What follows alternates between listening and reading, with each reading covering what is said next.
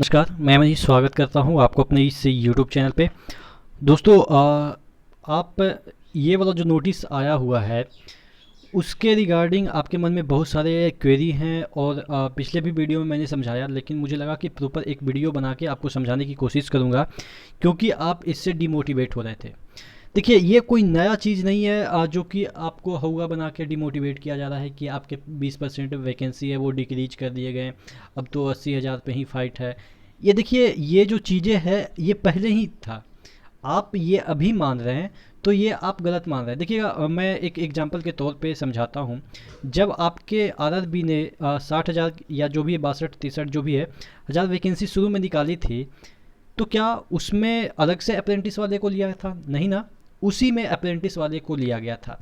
तो उनका एक पर्टिकुलर जो रेशियो है उसमें फिक्स रहता है कि अगर इतनी वैकेंसी निकलती है तो इसमें कुछ पार्ट आपके अप्रेंटिस वाले को लिया जाएगा।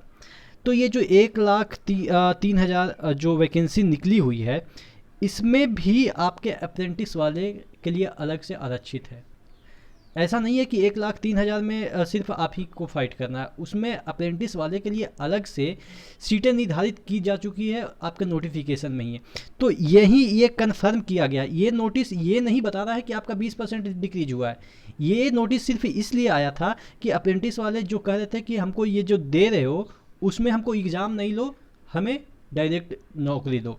इसलिए ये वाला नोटिस आया है कि आपको डायरेक्ट नौकरी नहीं देंगे, उसमें आपको एग्ज़ाम दिया जाएगा।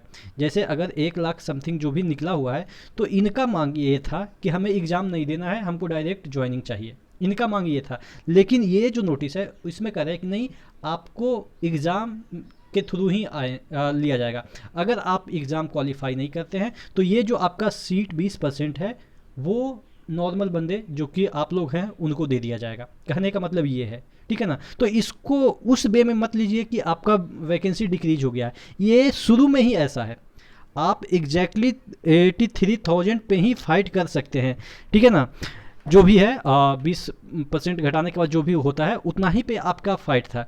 लेकिन हाँ, अगर वो एक पर्टिकुलर मिनिमम जो नंबर है वो नहीं लाते हैं, क्वालिफाई नहीं करते हैं 20% में अप्रेंटिस वाले, तो सपोज इनका 10% भरा, ठीक है, 10% सीट खाली हो गया, तो ये जो 10% है वो आपको दे दिया जाएगा उस मतलब कंडीशन में। तो जो आप डिमोटिवेट हो रहे थे वही मैं समझाने के लिए ये वीडियो बनाया हूँ कि आपने देखा होगा पिछली बार भी अप्रेंटिस वाले का सिलेक्शन हुआ, तो वो कहाँ से आ गए भाई? उसी वैकेंसी में आए ना। उनका कम नंबर पे कैसे सिलेक्शन हो गया? तो ये आप सोच के मत डिमोटिवेट होइए कि आपका वैकेंसी डिक्रीज हुआ है। जैसा था वैसा ही है। वो अलग बात है कि आप शुरू में इसको मान रहे थे कि 1,00,000 पे आपका फाइट है, जो कि एक्चुअल में 1,00,000 पे फाइट नहीं है। आपका 80,000 प्लस पे फाइट है या 83,000 प्लस पे फाइट है। और 83,000 प्लस प्लस इसलिए बोल रहे हैं क्योंकि हो सकता है कि अगर 20% इनको नंबर ऑफ कैंडिडेट ना मिल पाए तो आपको ये वाला सीटें प्रोवाइड कर दी जाएगी, सीटें खाली नहीं जाएगी। इसमें यही होता है कि सीटें आपकी खाली नहीं जाती है।